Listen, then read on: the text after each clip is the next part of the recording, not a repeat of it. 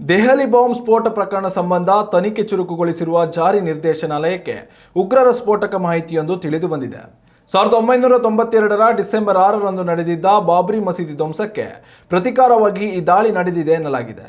ಅಲ್ಲದೆ ಈ ವರ್ಷ ಡಿಸೆಂಬರ್ 6ರಂದು ಉಗ್ರರು ದೇಶದ ನಾನಾ ಭಾಗದ 32 ಕಡೆಗಳಲ್ಲಿ ಸ್ಫೋಟ ನಡೆಸಲು ಸಂಚು ರೂಪಿಸಿದರು ಎಂದು ತಿಳಿದು ಬಂದಿದೆ.